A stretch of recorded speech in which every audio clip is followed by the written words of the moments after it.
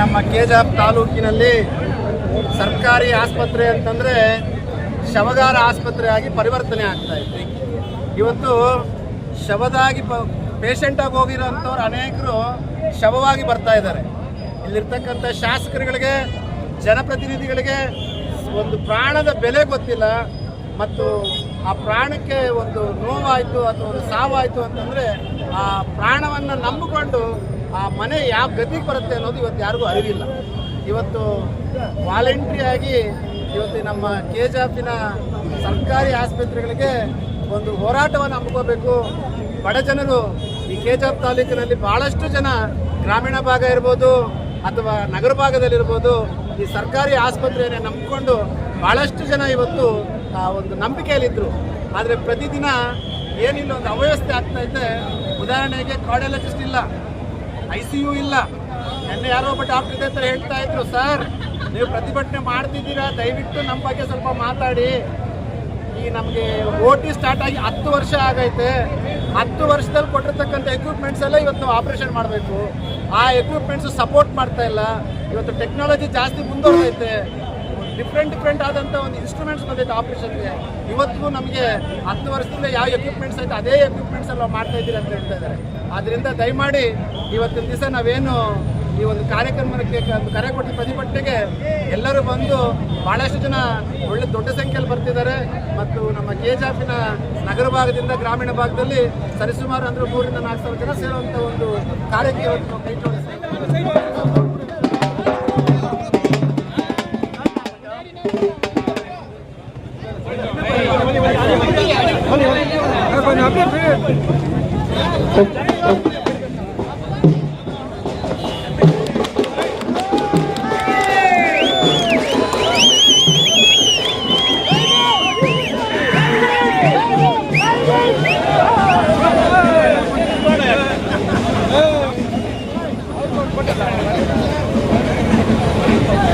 ದಯವಿಟ್ಟು ಮುಂದೆ ಸ್ವಲ್ಪ ನಿಂತ್ಕೊಳ್ಳಿ.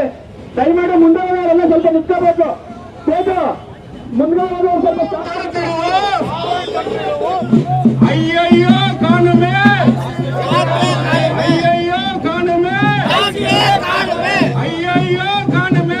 ಅಯ್ಯಯ್ಯೋ ಕಾಣುಮೆ. ಅಕ್ಕಂದಿರು, ಅಣ್ಣಂದಿರು, ವಿಶೇಷವಾಗಿ ಇಲ್ಲಿರ್ತಕ್ಕಂಥ ಒಬ್ಬ ಮಹಾನುಭಾವ ಜ್ಯೋತಿ ಬಸವರಾಜ್ ಆಗಿರ್ಬೋದು, ಇಲ್ಲಿರ್ತಕ್ಕಂಥ ಎಲ್ಲ ಬುದ್ಧಿಜೀವಿಗಳು ಆಗಿರ್ಬೋದು, ಬಂದಿರೋದೊಂದೇ ಉದ್ದೇಶ ಡಾಕ್ಟರ್ ಬಾಬಾ ಸಾಹೇಬ್ ಅಂಬೇಡ್ಕರ್ ಸಂವಿಧಾನದಲ್ಲಿ ಇವತ್ತು ನಮ್ಮ ಕೆಜಾಪುರ ನಗರ ಭಾಗದಲ್ಲಿರ್ಬೋದು ಅಥವಾ ಗ್ರಾಮೀಣ ಭಾಗದಲ್ಲಿರ್ಬೋದು ಇಲ್ಲಿ ಕಟ್ಟಿರ್ತಕ್ಕಂಥ ಚಟ್ಟಗಳನ್ನ ನಿಲ್ಲಿಸಬೇಕು ಅಂತ ಹೇಳಿ ತಂದಿರ್ತಕ್ಕಂಥದ್ದು. ಇವತ್ತು ನಮ್ಮ ಶಾಸಕರು ಗಾಢವಾದ ನಿಂತಿದ್ದಾರೆ. ರೂಪಕ ಎದುರಕ್ಕ, ರೂಪಕ ರೂಪಕ ರೂಪಕ ಅಕ್ಕ, ನಿನ್ನ ಮನೆಯಲ್ಲಿ ಸಾವಾದ್ರೆ ಅಥವಾ ನನ್ನ ಮನೆಯಲ್ಲಿ ಸಾವಾದ್ರೆ ನಾವು ಪಡ್ತಕ್ಕಂಥ ದುಃಖ, ನಾವು ಪಡ್ತಕ್ಕಂಥ ನೋವು ಗೊತ್ತು, ನನಗೂ ಗೊತ್ತು. ಈ ದುಃಖವನ್ನು ಗೊತ್ತಿದ್ರು ಸಹ ನೀವು ಯಾಕೆ ಗಾಢವಾದ ನಿದ್ರೆಯಲ್ಲಿದ್ದಾರೆ ಅಂತೇಳಿ ಮೋಹನ್ ಕೃಷ್ಣ ಒಬ್ಬನೇ ಪ್ರಶ್ನೆ ಮಾಡ್ತಾ ಇಲ್ಲ. ಕರೆಕ್ಟ? ಪ್ರಶ್ನೆ ಮಾಡ್ತಾರಲ್ಲ, ಯಾರು ಪ್ರಶ್ನೆ ಮಾಡ್ತಾರಲ್ಲ? ಆಚರಿಂದ ರೂಪಕ ಎಲ್ಲರೂ ಗೊತ್ತಿಲ್ಲ. ನಾವು ಓಟ್ ಹಾಕಿರೋದು ನಿಮ್ಗೆ ರೂಪಕ್ಕ. ಇವತ್ತೇನಾದ್ರೂ ಮಾತಾಡಿದ್ರೆ ಕೇಸ್ ಹಾಕ್ತೀನಿ ಅಂತ ಭಯ ಇರ್ತೀರಾ. ನಾನಿರೋವರೆಗೂ ಉಪ್ತಾನೆ ಬಡವರಾಗುತ್ತಿರೋ ರೂಪಕ್ಕ, ನೀನ್ ಗೋಲ್ಡನ್ ಸ್ಪೂನ್ ಇಟ್ಟಿದ್ದ ರೂಪಕ್ಕ. ನಾವು ಮುತ್ತೆ ತಿಂದು ನಮ್ಮ ಕೆಲವರು ಗೊತ್ತುಕಾರ ಅಂತಾರೆ, ಗೊತ್ತುಕಾರ ತಿಂದು ಬದುಕಿರೋ ರೂಪಕ್ಕ. ನಾವು ನಮ್ ಜೈಲಿಗೆ ಹಾಕಿದ್ರು ನಮ್ಮ ಹೋರಾಟ ನಿಲ್ಲಲ್ಲ. ಯಾಕಂದ್ರೆ ನಮ್ಮ ದೇವರು ಅಂಬೇಡ್ಕರ್ ರೂಪಕ್ಕ, ನಮ್ಮ ದೇವರು ಅಂಬೇಡ್ಕರ್ ರೂಪಕ್ಕ. ನಿನಗೆ ದೇವರು ಯಾರೋ ಇರ್ಬೋದು, ಅಂಬೇಡ್ಕರ್ ಅವರು ಕೊಟ್ಟಿರ್ತಕ್ಕಂಥ ಕಾನೂನಲ್ಲಿ ಒಬ್ಬ ಜ್ಯೋತಿ ಬಸವರನ್ನ, ಒಬ್ಬ ಬಾಲಕೃಷ್ಣನ, ಅಲ್ಲಿರೋ ಯುವಕರನ್ನ ನೀನು ಮುಟ್ಟು ನೋಡಿ ಗೊತ್ತಾಗತ್ತೆ ರೂಪಕ್ಕ. ನಿನ್ನ ಕಾರ್ಯಕ್ರಮಗಳಿಗೆ 300 ರೂಪಾಯಿ ಕೊಟ್ಟು ಕರೆಸಿದ್ರೆ ಕೆಜೆಎಫ್ ಜನರ ಪ್ರಾಣವನ್ನ ಉಳಿಸೋ ಕಾರ್ಯಕ್ಕೆ ನನ್ನ ಯುವ ಮತ್ತು ರಕ್ತವನ್ನ ಕೊಟ್ಟು ಬಂದಿದ್ದಾರೆ ರೂಪಕ್ಕ. ನಾನು ಕೇಳೋದು ಇಷ್ಟ ರೂಪಕ್ಕ, ನಿಮ್ಗೆ ನೀವು ಕ್ಷೇತ್ರದ ಹೆಣ್ಮಗಳಾಗಿದ್ದೀರಾ, ಈ ಕ್ಷೇತ್ರಕ್ಕೆ ಹೇಳ್ತೀರಾ ನೀವು ಬಹಳ ಬುದ್ಧಿವಂತಿಕೆ ಅಂತ ಹೇಳ್ತಿದ್ದೀರಾ. ನಿನ್ನೆ ತಾನೇ ಒಬ್ಬ ತಾಯಿ ನನ್ನ ಹತ್ರ ಮಾತಾಡ್ತಾ ಕಣ್ಣಲ್ಲಿ ಇಟ್ಕೊಂಡು ನಮ್ಮ ಹುಲ್ಲು ಮಾರ್ಕೆಟ್ ನ ಹೊಡಿತಾ ಇದ್ದಾರೆ ಅಂತ. ಆ ಒಂದು ಹುಲ್ಲು ಮಾರ್ಕೆಟ್ನ ಪರಿಸ್ಥಿತಿ ಎಲ್ಲ ತನಕ ಹೋರಾಟ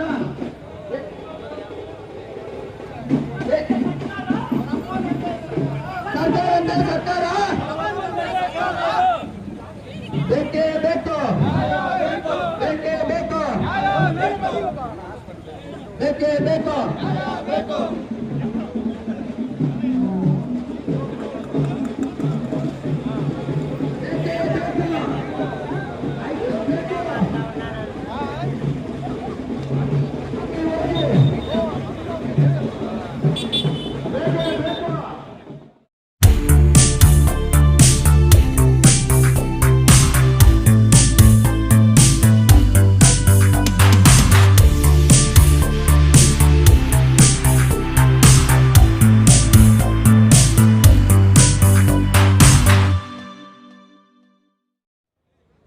அன்பார்ந்த கோலார் தங்கவயல் மக்களுக்கு தங்கவயலிலே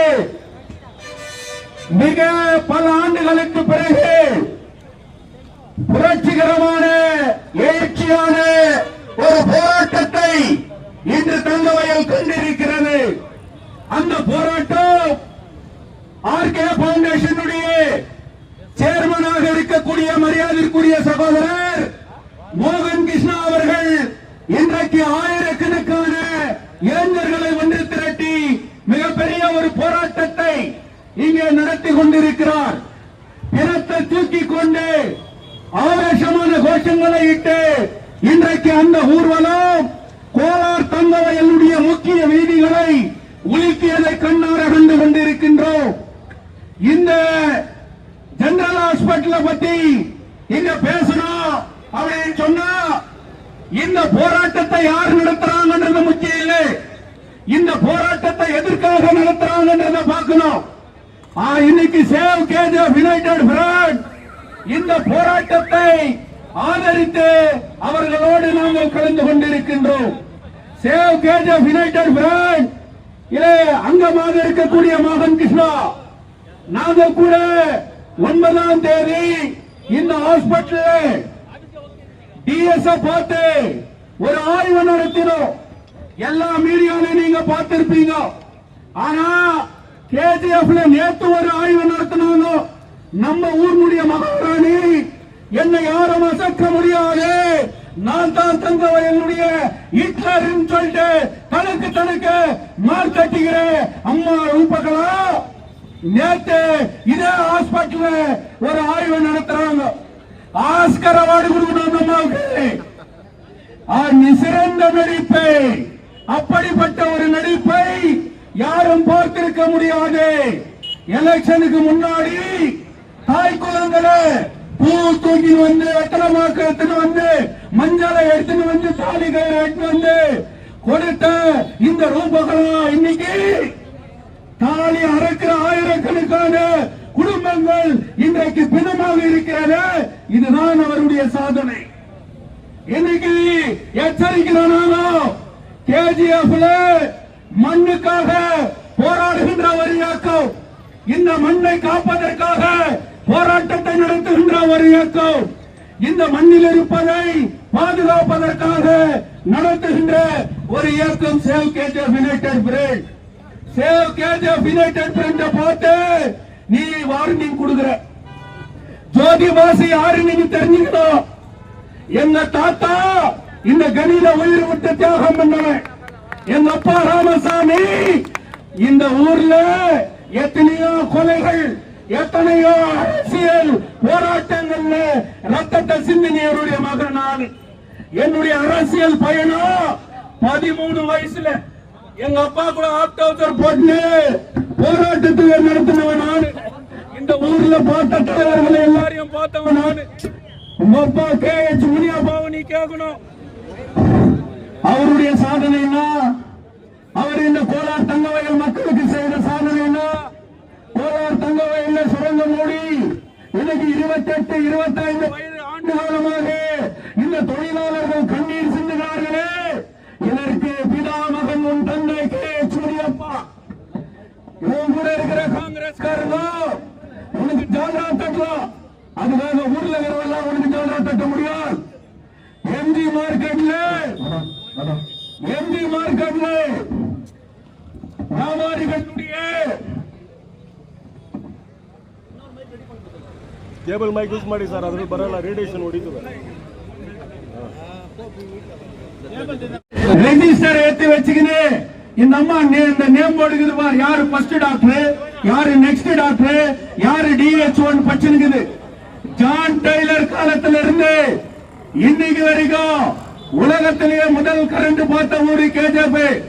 முதல் கரண்ட் பார்த்து ஆபரேஷன் பண்ண ஹாஸ்பிட்டல் BGML ஹாஸ்பிட்டல். அதுக்கு நெக்ஸ்ட் மகாராஜா காலத்துல கட்டப்பட்ட இந்த KGF ஜெனரல் ஹாஸ்பிட்டல். ஆனா ஸ்டேட்டஸ்க்கு தான் அவன் DS டெசிக்னேஷன் இருக்கிறான்ன்றது இல்ல பிரச்சனை.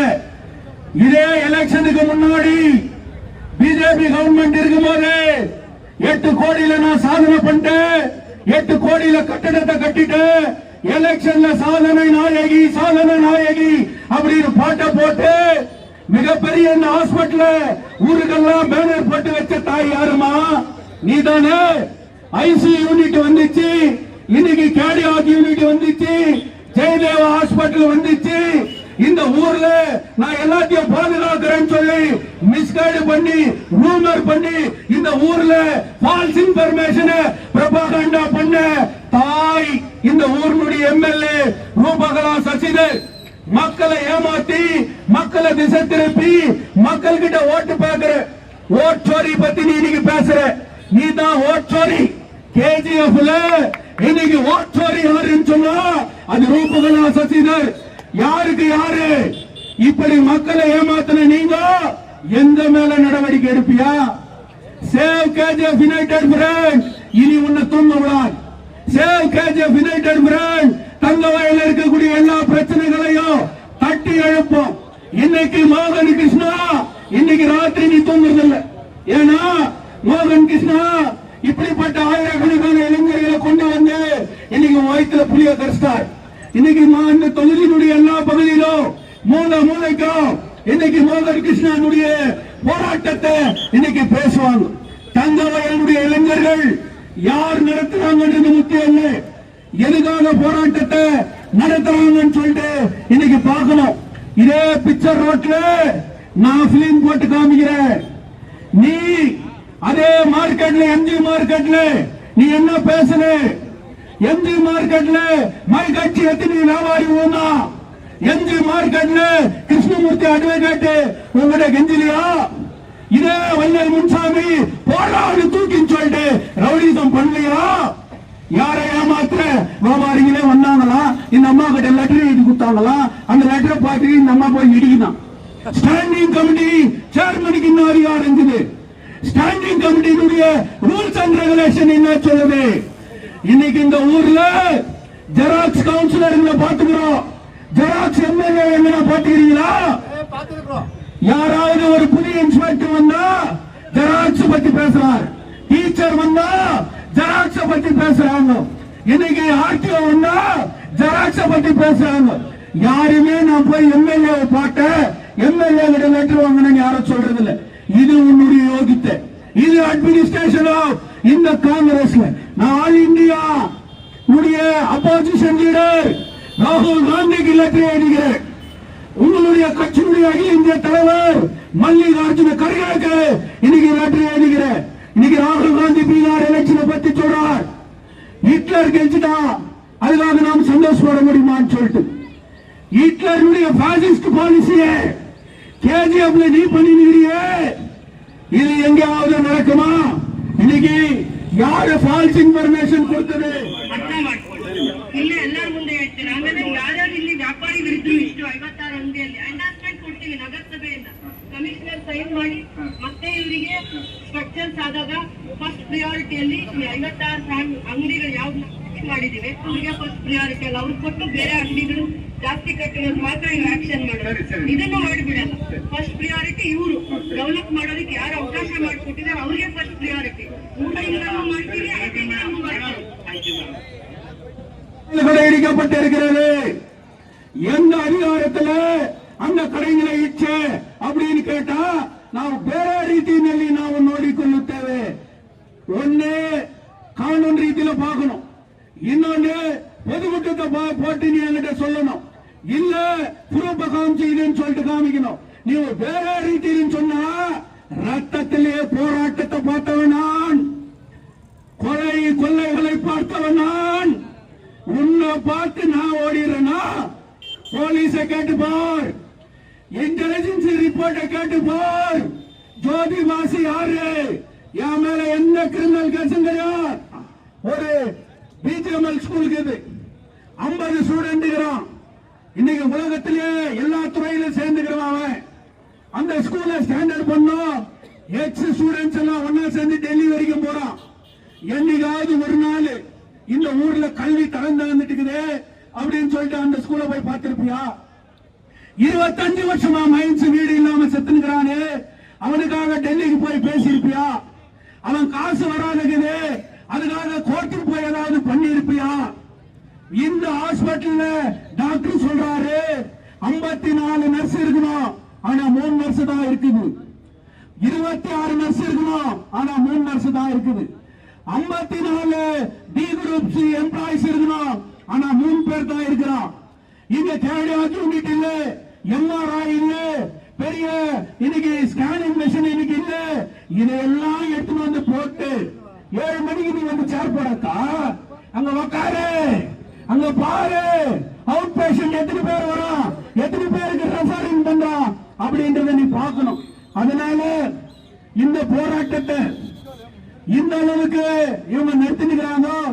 இந்த போராட்டம் மிகப்பெரிய வெற்றி பெறணும்.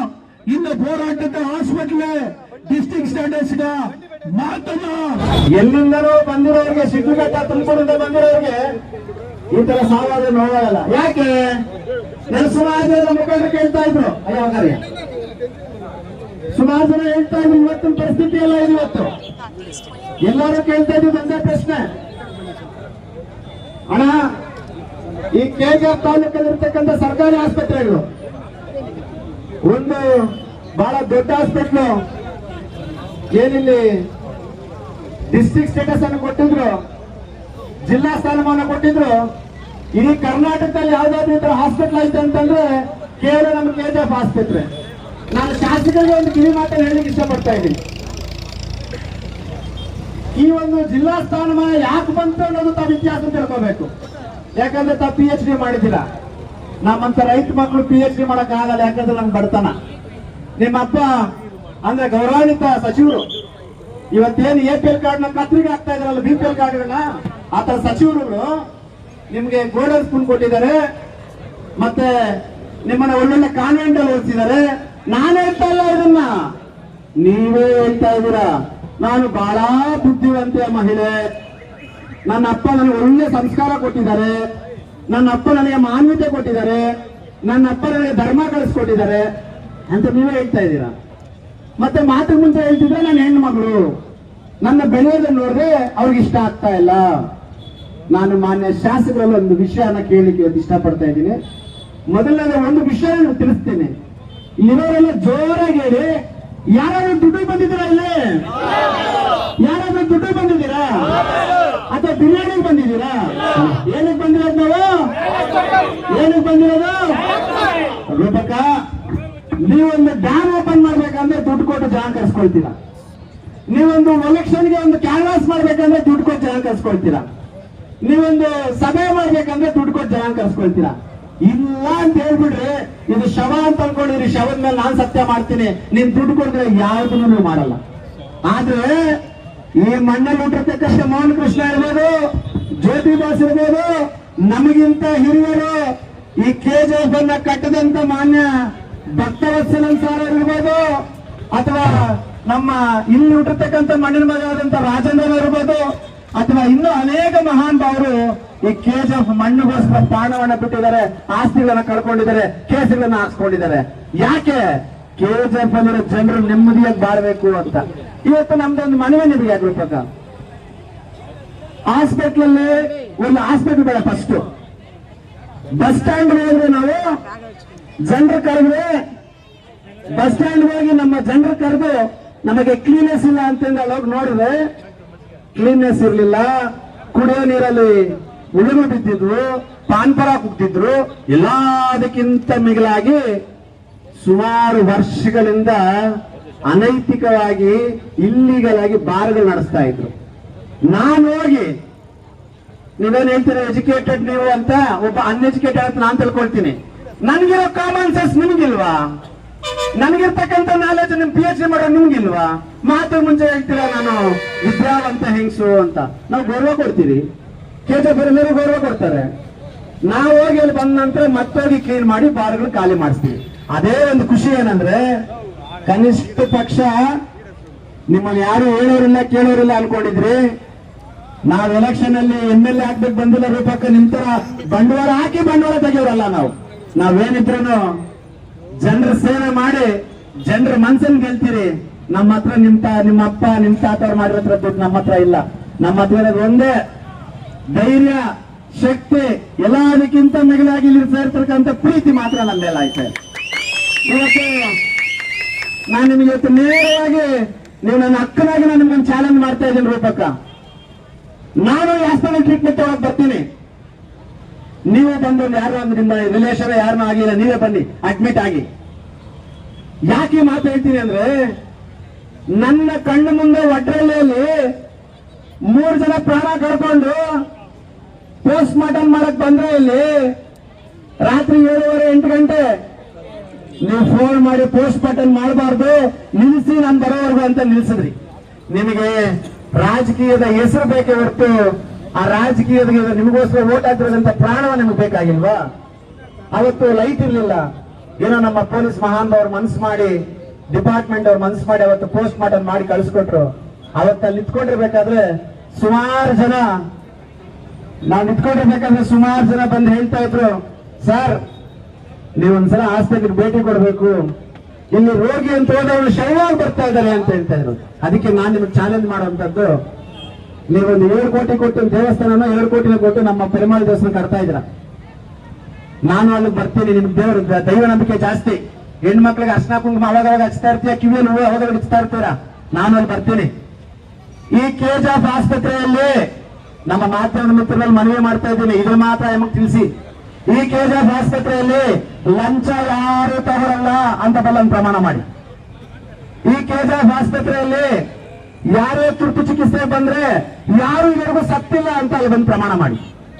ಈ KGF ಆಸ್ಪತ್ರೆಯಲ್ಲಿ 24/7 ನಾನು ಚುನಾವಣೆಗೆ ಬಂದಾಗ ಈ ಹಾಸ್ಪಿಟಲ್ ಅಲ್ಲಿ ಇರ್ತಕ್ಕಂಥ ಸೌಲಭ್ಯಗಳನ್ನು ಒದಗಿಸಿ ನಿಮಗೆ ನ್ಯಾಯ ಕೊಡ್ತೀನಿ ಅಂತ ಹೇಳಿಲ್ಲ ಅಂತೇಳಿ ಅಲ್ಲಿ ಬಂದು ನೀವು ಪ್ರಮಾಣ ಮಾಡಿ. ಆತರ ಹೇಳ್ತಾ ಹೋದ್ರೆ 100 ಬರ್ತಾನೆ ಇರ್ತದೆ ರೂಪಕ್ಕ. ಇವತ್ತು ನೀವು ಮಾತು ಮುಂಚೆ ಒಂದು ಹೇಳ್ತೀರಾ ಹಾಸ್ಪಿಟ್ಲ್ ಬಹಳ ಚೆನ್ನಾಗೈತೆ ಅಂತ ಹೇಳ್ತೀರಾ. ನಾನು ನಿಮ್ಗೊಂದು ಮನವಿಯನ್ನು ಮಾಡ್ತಾ ಇದ್ದೀನಿ. ಇದೇ ನಾನು ಕುತ್ಕೊಂಡಿರ್ತಕ್ಕಂಥ ರೋಡನ್ನ ಡಾಂಬರೀಕರಣ ಮಾಡಿಸಿ, ವಿಡಿಯೋ ಶೂಟ್ ಮಾಡಿ, ಅದೆಂತದ್ದು ಡ್ರೋನ್ ಕ್ಯಾಮ್ರಾ ಶೂಟ್ ಮಾಡಿ, ಏನಾದ್ರು ನಮ್ಮ ತಂಗವಲ್ಲಿ ದೀಪಾವಳಿ ಮಾದರಿ ಎಲಗಿದೆ ಅಂತ ಸೊನ್ನೆಂಗು ರೂಪಕ. ಊರು ನಲ್ಲ ಇರಂದದ ದೀಪಾವಳಿ, ಊರು ಇರಂದದ ದೀಪಾವಳಿ. ನಮ್ಮಲ್ಲಿ ದೀಪಾವಳಿ ಬೇರೆ ಇಲ್ಲ, ಕರೆಕ್ಟಾ? தசரா தேவையில்ல, எலெக்ஷன் காசு தேவையில்லை, லோன் தேவையில்லை. நம்மளுக்கு தேவை இருக்கிறது நம்மளுடைய உயிர். என்ன தேவை நம்மளுக்கு? இப்ப நீ சொல்ற ரூபாக்கா, இந்த ரோடு நீ அவ்வளவு ஷோ கொடுத்தல ரூபாக்கா, இந்த ஹாஸ்பிட்டல் உங்களுக்கு கண்ணு தெரியல ரூபாக்கா. இப்ப நான் சொல்றேன், லாஸ்ட் 20 நாளா 3 பேர் இருந்திருக்கிறாருங்க. ஏதோ ஒரு ஹார்ட் ப்ராப்ளம் தாய்மார்கள் இங்க எடுத்துன்னு வந்தா, ஹார்ட் ப்ராப்ளம் இங்க வந்து டாக்டர் கூட்டின்னு வந்த, டாக்டர் வராரு 20 நிமிஷம் காய வச்சுட்டு இங்க ஆவறதில்லைன்ட்டு கோலார் கருப்புனீங்க. போற மத்தியத்துல என்னோட தலைவர் இறந்துட்டார். அதே மாதிரி 2 பேர் இறந்துட்டார். உங்க வீட்டுல இந்த மாதிரி உங்க அண்ணனோ தம்பியோ உங்க அப்பனோ, இதெல்லாம் இல்லீகலா தெரியல, பட் பேசுறத நான் இந்த மாதிரி ஆயிட்டு இருந்தா இறந்துட்டு இருந்தா நீ சும்மா இருப்பியான்ட்டு நான் ஒண்ணு கொஸ்டின் கேட்கிறேன். இப்போ ICU 24/7 வேணும்ட்டு நம்ம தங்கவேல் மக்கள் நீங்க MLA ஆயிரப்ப கேட்டு இருக்கிறாரு. பில்டிங் இருக்கு, ஏன் ICU வரல? அதெல்லாம் விட்டு ICU இல்ல ஒத்துக்கலாம், டாக்டர்ஸ் இல்ல, டாக்டர்ஸ் யார் போகாது. இதுக்கு முன்னால எதனா பேசினா ஐயோ நமக்கு ಗೊತ್ತಿಲ್ಲப்பா இது பிஜேபி சர்க்காரா போயிடுச்சு. இப்ப உங்க சர்க்காரா இல்லையா? அது வேற, அது ஒரு மினிஸ்டர் அவரே சொல்றீங்க. இப்பவே இருக்குது ஒரு பக்கம், நாளைக்கு மினிஸ்டர் ஆகணும் என்ன பண்றீங்க ஒரு பக்கம்? நீங்க மினிஸ்டர் ஆகணும் நம்ம மனசு வத்துக்கணும் ஒரு பக்கம். நான் ஒரு MLA பண்ணிருக்காரு, நீங்க காசு கொடுத்தீங்க, லோன் கொடுத்தீங்க, மஞ்சள் கொடுத்தீங்க, குங்குமம் கொடுத்தீங்க, பூ கொடுத்தீங்க. ஆனா என்னோட தாய்மார்கள் வந்துட்டு வாங்குற ஒரு பூவுக்கு அந்த மஞ்சள் தூளுக்கு எவ்வளவு ரெஸ்பெக்ட் எடுத்துக்கிறாங்கன்ட்டு அவங்க எல்லாம் பண்ணிருக்காங்க ஒரு பக்கம். ஆனா நீங்க மட்டும் நம்மளுக்கு கொடுத்துருக்கிறதா இதான் இந்த மாதிரி சாவு கொடுத்துருக்கிறீங்க ஒரு பக்கம். நான் உங்க தம்பியா வேண்டுகிறேன், இந்த KGF மண்ணின் மைண்ட நான் வேண்டுகிறேன். ஒரு உங்க பிரகாரம் பாத்தீங்கன்னா நம்ம ரொம்ப புத்திசாலி இல்ல. ஓகே, ஒரு புத்திசாலி உங்களுக்கு இல்ல, ஆனா இங்க இருக்கிற மக்களுக்கு நான் புத்திசாலியா இல்லாட்டி அந்த மாதிரி ஒரு ஆளை உங்களை கேட்டுக்கிறேன். தயவு செய்து ஒரு பக்கம் உங்களை கையெடுத்து கூப்பிடுறேன். ஒரு உயிர் கெப்பாசிட்டி, ஒரு உயிர் வேல்யூ, அந்த உயிர் மேல எவ்வளவு குடும்பம் டிபெண்ட் ஆயிருக்கும், அவங்க ஃபேமிலி மெம்பர்ஸ் எவ்வளவு டிபெண்ட் ஆயிருக்குங்கன்ட்டு நீங்க யோசிக்கணும். இங்க ரூபாக்கா நீங்க கோல்டன் ஹாஸ்பிட்டல் பிறந்தாங்க ரூபாக்கா, கவர்மெண்ட் ஹாஸ்பிட்டல்ல குட்டலில நம்ம பாபா சாஹிங்க வரணும் தயவுசெய்து. அந்த குட்டலி ஹாஸ்பிட்டல்ல ப்ரீமெச்சூர் டெலிவரி பண்ணிருக்கிறாங்க. இன்னும் அந்த தாய்மார்களுக்கு அந்த சகோதரிக்கு இன்னும் 15 நாள் டேட் இருந்துச்சு டெலிவரிக்கு. காசுக்கு ஆசைப்பட்டு பாரு ஏறுதா வேணா வகர்வன் இவங்க மிஸ்ஸஸ் தான் செக்அப் இருக்குது வாங்கன்னு கூப்பிட்டாங்க. செக்அப் போனா அந்த அம்மா நல்லதா இருந்துச்சு, ஒரே ஒரு பெயின் கூட இல்லை என்னோட தங்கச்சிக்கு. ஆனா இமிடியேட்டா டெலிவரி பண்ணுவான்ட்டு பண்ணக்கூடாதெல்லாம் பண்ணிட்டீங்க ஒரு பக்கம். நான் என்ன ரிக்வெஸ்ட் பண்றது பக்கம், நீங்க கூட ஒரு தாய்மார்கள் தான் இருப்பாக்கா. உங்களுக்கு தெரியும் அந்த மாதிரி ஒரு சிச்சுவேஷன் வந்து அந்த தாய் எவ்வளவு கஷ்டப்படும், அந்த ஒரு உயிர் எவ்வளவு, அது சொல்றாங்க செகண்ட் பர்த் ஆஃப் த உமன்ன்றாங்க இங்கிலீஷ்ல. புனர்ஜென்மா, ஒரு தாய் ஒரு பிள்ளைக்கு ஒரு பர்த் கொடுக்கணும், ஒரு புனர்ஜென்மா. அந்த மாதிரி தாயை வச்சுக்கிட்டு கொண்டுட்டு அந்த தாய் இப்ப கூட ஹாஸ்பிட்டல் இருக்குது. உங்க அக்காக்கும் உங்க தங்கச்சிக்கும் இந்த மாதிரி ஆயிடுச்சுன்னா நீங்க போவாதே இருப்பீங்களா? ஆனா இவரு சொன்ன எனக்கு சொல்லப்ப கண்ண தண்ணி வர மாதிரி ஆகுது. அன்னைக்கு டாக்டர் இல்ல, நான் ரொம்ப போயிட்டு ப்ரொடெஸ்ட் கூட பண்ணேன். டாக்டர் நாகவேணி அவர் கேட்ட ஒரே பதில், சார் நான் சர்வேக்கு வந்து நான் வரல, நான் என்ன பண்றதுக்கு ஆகும் சார்? நான் என்ன ரிக்வெஸ்ட் பண்றேன் இந்த மீடியாக்கார நம்ம ஃப்ரெண்ட்ஸ்க்கு தலைவர்கள்லாம், எங்க கஷ்டம் இருக்கோ எங்க மோசம் ஆகுது அந்த நியாயத்து கொடுத்து நீங்க எல்லாம் வரணும் சார். இப்போ ஒரு புது பேஷனா இருக்குது, நம்ம ஜோதி சார் இருக்கிறாரு எனக்கு தெரியல, மோகன் கிருஷ்ணா நியூஸ் பண்ணக்கூடாதுன்னு சில பேர் டிசைட் பண்ணிருக்காங்க. நான் சொல்றேன் சார், அது யாரோ ஒருத்தர் சொல்றாராம், மோகன் கிருஷ்ணா எதாவது கடிச்சுன்னா போட்டு போட்டு போட்டு அறுத்துடுறேன். டே அண்ணா, மோகன் கிருஷ்ணா கிடைக்கிறதுக்கு எதுவும் இல்லடாப்பா. நான் எந்த ஒரு பேங்க் வச்சுக்கல, ஏதோ என் பாடு நான் ஏதோ பண்ணிருக்கிறேன். டாக்டர் அம்பேத்கர் கொடுத்திருக்கிற ஒரு சட்டத்துல நான் போராடி இருக்கிறேன். ஆமா, நீங்க என்ன போட்டு போட்டு அது என்ன பண்றீங்களோ பண்ணிக்கீங்கன்ட்டு நான் டாக்டர் அம்பேத்கர் ஜெயந்தினால சொல்லிட்டேன். இப்போ ஒரு மீடியான்றது ஒரு நம்பிக்கையான ஒரு சொத்து. ஒரு மீடியான்றது தான் இன்னைக்கு எல்லாருக்குமே ஒரு நல்லதாகணும் கெட்டதாகணும், ஒரு கண்ட்ரி முன்னால போகணும், ஒரு நாட்டு முன்னால போகணும்ட்டு மீடியா தான். இப்போ இந்த ரூபக்கா வந்தப்போ மீடியா கூட கண்ட்ரோல் வர்ற மாதிரி ஆயிடுச்சு. நான் இதுக்கு எல்லாம் பயப்படுறதுல ரூபக்கா, நான் ஒண்ணுதான் உங்களுக்கு சொல்றேன்,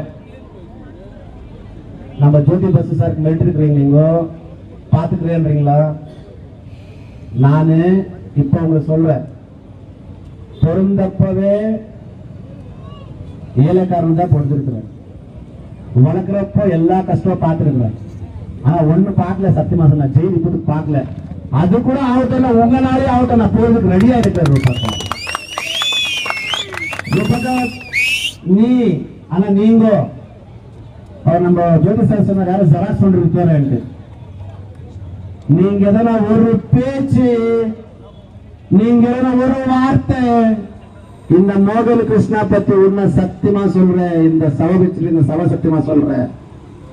நான் என்னோட தலைவர் எல்லாம் சொல்றாரு, நீங்க எதுவும் பேசக்கூடாது. நான் 2.5 வருஷம் எதுவும் பேசல. யார் பேசலன்னு ஒரு ரீசன் இருக்கு. ஆனா என்ன சும்மா எதுனா அப்படி பண்றோம் இப்படி பண்றோம், நீ மீடியா எவ்வளவு கண்ட்ரோல் பண்ணிக்க, நான் ஒன்னும் பிரச்சனை இல்லை. நான் எல்லா மீடியாக்காருக்கும் சொல்ல தயவுசெய்து, என்னுடைய டார்கெட் பண்ற மீடியாக்காரருக்கு தான் நான் சொல்றேன். நீங்க யார் யாரா கண்ட்ரோல் பண்ணிக்கோ. ஆனா என்ன பத்தி, என்ன இங்க வந்திருக்கிறவங்க பத்தி, என்னோட லீடர்ஸ் பத்தி நீங்க எதுனா தப்பா பேசிட்டா நாங்க மட்டும் ஜெயிலுக்கு போறதுக்கு ரெடியா, சாவதுக்கு ரெடியாட்டு நான் சொல்றேன். இப்போ இந்த மாதிரி சாவா இருக்கு. இப்ப கவர்மெண்ட் ஹாஸ்பிட்டல் நீங்க நேத்துல முன்னா நேத்து மீட்டிங் பண்ணீங்க. நானு 15 நாளுக்கு முன்னாலே நம்ம ராமச்சந்திரன் சார் வார்டுல நம்ம தலைவர் இருந்துட்டு இமிடியேட்டா ஒரு எமர்ஜென்சி மீட்டிங் விட்டுட்டு ஒரு இம்பார்ட்டன்ட் பிராக்டிஸ்ல எது வருது அவங்க அப்பாயின்மெண்ட் பண்ணோம், இருக்கிற இஷ்யூஸ் எல்லாம் சால்வ் பண்ணோம்னு கேட்டேன். அதான் நீங்க வர்றதா இங்க, மக்கள் மேல ஏஞ்சுதான் நீங்க வர்றதா இங்க. சோ நீங்க நினைச்சிருக்கிற மாதிரி இவங்க யாரும் காசுக்கு வரல, பிரியாணி சாப்பிடறதுக்கு வரல, நம்ம உயிர் காப்பாற்றணும்ட்டு வந்துட்டாரு. உங்களுக்கு நிஜமா மனசாட்சி இருந்துச்சுன்னா இந்த மெமோராண்டம்ல எல்லாம் இருக்கு. இந்த மெமோராண்டம்ல நம்ம கேஜாப் தங்கவயலுக்கு என்னென்ன தேவை இருக்குன்ட்டு நம்ம ரிக்வெஸ்ட் பண்ணிருக்கிறோம். நாங்க வந்துட்டு வெறும் ஏதோ ஒரே ஒரு சாம்பிள் எடுத்து வந்துட்டு ஆளுது. நாங்க வந்துட்டு ஒரு இந்த மாதிரி போராட்டம் பண்ண வரணும்னு சொல்றதுக்கு எல்லாரும் சேர்ந்து வந்திருக்கிற போராட்டம் இது. நான் ரிக்வெஸ்ட் பண்றது கேஜாப் தங்கவயலுக்கு, இந்த ನಮ್ಮ ರೂರಲ್ಗೆ ಏನ ತೇವೆ ಇருக்கு ಯಾವ್ದು ಬೇಕು ಅಂತ ಹೇಳೋದನ್ನ ನಾನು ನಿಮಗೆ ಮನವಿ ಮಾಡ್ತಾ ಇದ್ದೀನಿ. ಮೊದಲನೇದಾಗಿ ತುಂಬಾ ಜನ ಹೃದ್ರೋಗದ ಕಾಯಿಲೆಯಿಂದ ಅಂದ್ರೆ ಹಾರ್ಟ್ ಪ್ರಾಬ್ಲಮ್ ಇಂದ ಹಾರ್ಟ್ ಅಟ್ಯಾಕ್ ಇಂದ ಸಾಯ್ತಾ ಇದ್ದಾರೆ. ಆ ತರ ಸಾವನ್ನ ತಡಿಬೇಕು ಅಂತಂದ್ರೆ ಮುಂಚಿತವಾಗಿ ಇವತ್ತಿಂದಲೇ ನಿಮ್ಮ ಮನಸ್ಸಾಕ್ಷಿ ಇತ್ತು. ನೀವು ಬಹಳ ಬುದ್ಧಿವಂತ ಹೆಣ್ಮಗಳು, ನಿಮ್ ತಂದೆಯವರು ಗೋಲ್ಡನ್ ಸ್ಪೂನ್ ಅಲ್ಲಿ ತಿಳಿಸಿದ್ದಾರೆ. ನೀವು PhD ಮಾಡಿದೆ ಅಂದ್ರೆ ನಿಮ್ಗೇನಾದ್ರೂ ಕಿಂಚಿತ್ತು ಮಾನ ಮರ್ಯಾದೆ ಅನ್ನೋದೇನಾದ್ರು ಇತ್ತಂದ್ರೆ ಮೊದಲನೇದಾಗಿ ಕಾರ್ಡಿಯೋ ಡಾಕ್ಟರ್ಸ್ ನ ಅಪಾಯಿಂಟ್ ಮಾಡಬೇಕು. ಎರಡನೇದು ನಿಮ್ಮದೇ ಸಿಬ್ಬಂದಿ ಇರ್ತಕ್ಕಂತ ವೈದ್ಯರು ಹೇಳಿದರೆ ಆಪರೇಷನ್ ಥಿಯೇಟರ್ ಇರ್ತಕ್ಕಂತ ಆ ಒಂದು ಉಪಕರಣಗಳೇನಾಯ್ತೆ 10 ವರ್ಷದಿಂದ ಬಂದಿರುವಂತದ್ದು, 10 years ಬ್ಯಾಕ್ ಬಂದಿರ್ತಕ್ಕಂಥದ್ದು. ಆ ಒಂದು ಆಪರೇಷನ್ ಮಾಡಿಸ್ಕೊಂಡು ಪರದಾಡ್ತಾ ಇದ್ದೀರಿ ಸರ್ ಅಂತ ರಿಕ್ವೆಸ್ಟ್ ಮಾಡ್ಕೊಂಡು ನನ್ನ ಹೆಸರು ಬರೀ ಸರ್ ಅಂತ ಭಯ ಪಡ್ತಾರೆ. ನೋಡಿ ಎಷ್ಟು ಭಯ ಆಯ್ತು ವೈದ್ಯರಿಗೆ. ಮೊದಲನಿಗೆ ಡಾಕ್ಟರ್ಸ್ ಯಾವ ರೀತಿ ಬೇಕೋ ಫೆಸಿಲಿಟೀಸ್ ಆ ಫೆಸಿಲಿಟೀಸ್ ಕೊಡಬೇಕು. ಮೂರನೇದು ನನ್ನ ಸಹೋದರ ರೈತ ಮಗನು, ನಿಮಗೆ ರೈತರಂದ್ರೆ ಬಹಳ ಕಾಳಜಿ ಅಂತೀರಾ. ಒಂದು ಡ್ಯಾಮ್ ಮಾಡ್ಬಿಟ್ಟು ಯಾವತ್ತೋ ಸ್ಯಾಂಕ್ಷನ್ ಆಗಿರೋದು ಡ್ಯಾಮ್ ಮಾಡ್ಬಿಟ್ಟು ನಾನು ರೈತರಿಗೆ ನೀರು ಕೊಟ್ಟೆ ಅಂತೀರಾ. ರೈತರಿಗೆ ನೀರು ಕೊಟ್ಟೋದೆಲ್ಲ ರೂಪಕ್ಕ, ಅದು ನೀರು ಹೋಗೋದಕ್ಕೆ ದಾರಿ ಮಾಡ್ಕೊಟ್ಟೋದು ರೂಪಕ್ಕ ಅಂತ ಅದನ್ನ ಕೊಟ್ಬಿಟ್ಟು ನನ್ನ ರೈತರ ಮೇಲೆ ಪ್ರೀತಿ ಅಂತೀರಾ. ನಿಜವಾಗ್ಲೂ ನಿಮ್ ರೈತರ ಮೇಲೆ ಪ್ರೀತಿ ಇತ್ತಂದ್ರೆ ಇವತ್ತು ಇಲ್ಲಿ ನಮ್ಮ ಸಹೋದರ ಬಾಬುವರ ಪತ್ನಿ ಪಟ್ಟಂತ ಕಷ್ಟ, ಇವರ ಒಂದು ಪಟ್ಟಂತ ನೋವು, ಅವತ್ತು ಅವ್ರ ಮಗು ತೀರ್ಕೊಳ್ತು ಪ್ರೀ ಮೆಚುರಿಟಿ ಡೆಲಿವರಿ ಮಾಡಿ, ಆ ಮಗುಗೆ 10 ಲಕ್ಷವಷ್ಟು ಪರಿಹಾರವನ್ನ ಕೊಡಬೇಕು ಅಂತ ನಾನು ನಿಮಗೆ ಬೇಡಿಕೆ ಇಡ್ತಾ ಇದ್ದೀನಿ. ಆಮೇಲೆ ಈ ಮಗು ಸಾವಿಗೆ ಕಾರಣವಾಗತ್ತಂತ ಡಾಕ್ಟರ್ ನಾಗವೇಣಿ ಅವರು, ಅವ್ರ ಬಗ್ಗೆ ನಾನು ಹೇಳಬೇಕು. ನಮ್ಮ ಮಾಧ್ಯಮದಲ್ಲಿ ಮನವಿಯನ್ನು ಮಾಡ್ತಾ ಇದ್ದೀನಿ. ಕೆಆರ್ ಕ್ಷೇತ್ರದಲ್ಲಿ ನಮ್ಮ ಜ್ಯೋತಿ ಬಸರ್ ಹೇಳಿದಂಗೆ ಇನ್ಫ್ಲೂಯೆನ್ಸ್ಡ್ ಅಡ್ಮಿನಿಸ್ಟ್ರೇಷನ್ ನಡೀತಾ ಇದೆ. ಆ ಹೆಣ್ಮಗಳು ಮಾತಾಡಿದ್ರೆ ಹೇಳ್ತಾರಂತೆ, ಏನ್ ಚೆಪ್ಪನ ಇದು ಹೆಣ್ಮಗಳು ಬೇಜಾರು ಮಾಡ್ಕೊಂಡು ಹೋಗ್ಬೇಡಿ, ದುಡ್ಡು ಕೊಡ್ಬೇಕು ನಮ್ಗೆ ಅಂತ ಹೇಳಿದ್ರು. ಇದು ನಮ್ಮ ಕೆಜಾರ್ನ ಅಕ್ಕ ರೂಪಕ್ಕ ನಡೆಸ್ತಿರ್ತಕ್ಕಂತ ಒಂದು ಕ್ಷೇತ್ರವನ್ನ ಅಡ್ಮಿನಿಸ್ಟ್ರೇಷನ್ ಅನ್ನ ಈ ಬಾಯಲ್ಲಿ ಕೇಳಬೇಕು. ಮತ್ತೆ ಕಣ್ಣು ಕಾಣಿಸ್ತಾ ಇಲ್ಲ ರೂಪಕ್ಕ. ಇವತ್ತು ಹೇಳ್ತಾ ಇದ್ದಾರೆ ನಮ್ಮ ಮೀಡಿಯಾ ಮುಖಾಂತರ, ನನ್ನ RK ಫೌಂಡೇಶನ್ ಪದಾಧಿಕಾರಿಗಳು ಹಾಸ್ಪಿಟಲ್ ಹತ್ರ ನಮ್ಮ ನಂಬರ್ ಹಾಕ್ತೀರಿ. ಎಲ್ಲ ಹಾಸ್ಪಿಟಲ್ ಹತ್ರ ನಮ್ಮ ನಂಬರ್ ಹಾಕ್ತೀರಿ. ಯಾರಾದ್ರೂ ಲಂಚ್ಗೆ ಬೇಡಿಕೆ ಬಿಟ್ರೆ ಆ ನಂಬರ್ ಕಾಲ್ ಮಾಡಿ ಅವರು ನಮ್ಮ ಶಾಸಕರು ಕ್ರಮ ತಗೊಳ್ತಾರೆ ಬೇಡ, ನಾವು ಡಾಕ್ಟರ್ ಬಾಬಾ ಸಾಹೇಬ್ ಅಂಬೇಡ್ಕರ್ ಕೊಟ್ಟಿರ್ತಕ್ಕಂಥ ಕಾನೂನು ಕ್ರಮದಲ್ಲಿ ಅವ್ರ ಮೇಲೆ ಯಾವ ರೀತಿ ಕ್ರಮ ತಗೋಬೇಕಾದ್ರೆ ನಾನಿದ್ದೀನಿ ನಿಮ್ ಜೊತೆ, ಯಾರಿಗೂ ₹1 ಲಂಚ ಕೊಡಬಾರ್ದು ಅಂತ ಹೇಳ್ತಾ ಇದ್ದೀನಿ. ಶೀಘ್ರದಲ್ಲೇ ನಾನೊಂದು ಪತ್ರಿಕಾಗೋಷ್ಠಿ ಕರೆದು ಆ ನಂಬರ್ನ ಡಿಸ್ಪ್ಲೇ ಮಾಡ್ತೀನಿ. ನನಗೆ ಮೊದಲನೇದಾಗಿ ರೋಡ್ ಬೇಡ ಅಥವಾ ಬಿಲ್ಡಿಂಗ್ಗಳು ಬೇಡ, ನನಗೆ ಮೊದಲನೇದಾಗಿ ನನ್ನ ಕ್ಷೇತ್ರದ ಜನತೆ ನೆಮ್ಮದಿಯಿಂದ ಬಾಳಿ ಈ ಹಾಸ್ಪಿಟ್ಲಿಗೆ ರೋಗಿಯಾಗಿ ಬಂದ್ರೆ ಚೇತರಿಸ್ಕೊಂಡಾಗಿ ಆ ಮನೆಯನ್ನು ಕಾಪಾಡುವಂತ ಒಬ್ಬ ದೈವನಾಗಬೇಕು ಅಂತ ಹೇಳಿ ನಾನು ಅವ್ರನ್ನ ಕೇಳ್ಕೊಳ್ತಾ ಇದ್ದೀನಿ. ಮತ್ತೊಂದು, ಈ ಬಾಣಂತಿರಿಗೆ ಬರ್ತಕ್ಕಂಥ ಒಂದು ಹಣದಲ್ಲಿ ನಮ್ಮ ಮಾಧ್ಯಮದಿಂದ ಸ್ವಲ್ಪ ಕೇಳಿಸ್ಕೋಬೇಕು. ಈ ಬಾಣಂತರಿಗೆ ತಾಯಂದ್ರೆ ಸೇರ್ಬೇಕಾಗಿರ್ತಕ್ಕಂಥ ಒಂದು ಸ್ಕೀಮ್ಸ್ ಐತೆ, ಅದನ್ನು ದೊಡ್ಡ ಅವ್ಯವಹಾರಗಳು ನಡೀತಾ ಐತೆ. ಇದನ್ನು ಕೂಡಲೇ ತನಿಖೆಗೊಳಿಸಬೇಕು. ಎಲ್ಲದಕ್ಕಿಂತ ಮಿಗಿಲಾಗಿ ನೀವು ಯಾವುದೇ ಒಂದು ಸರ್ಕಾರಿ ಆಸ್ಪತ್ರೆ ತಗೊಳ್ಳಿ, ಬೇತ್ನಗರ್ ತಗೊಳ್ಳಿ, ಕ್ಯಾಸಂಬಳ್ಳಿ ತಗೊಳ್ಳಿ, ಮಾರಿಕುಪ್ಪಂ ತಗೊಳ್ಳಿ, ಗೌರ್ಮೆಂಟ್ ಹಾಸ್ಪಿಟಲ್ ತಗೊಳ್ಳಿ, ಮಹಿಳಾ ಮತ್ತು ಮಕ್ಕಳ ಆಸ್ಪತ್ರೆ ತಗೊಳ್ಳಿ, ಈ ಬೀರ್ಶಾಪ್ ತಗೊಳ್ಳಿ, ಎಲ್ಲಿ ಹೋದ್ರು ಆಂಬುಲೆನ್ಸ್ ಬೇಕಂದ್ರೆ ಎಷ್ಟೊತ್ತು ಕಾಯ್ಬೇಕು? ಆಂಬುಲೆನ್ಸ್ಗೆ ಎಷ್ಟೊತ್ತು ಕಾಯ್ಬೇಕು? ರೂಪಕ್ಕ, ನಾನೊಬ್ಬ ಜನಪ್ರತಿನಿಧಿ ಅಲ್ಲ, ಜನಸಾಮಾನ್ಯ.